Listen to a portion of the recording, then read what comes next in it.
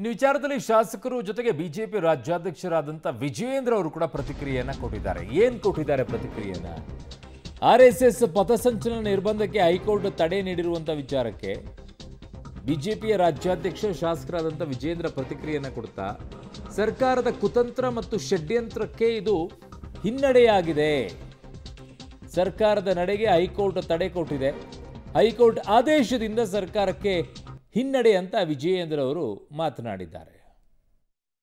ಸರ್ಕಾರದ ಕುತಂತ್ರ ಷಡ್ಯಂತ್ರಕ್ಕೆ ರಾಜ್ಯ ಉಚ್ಚ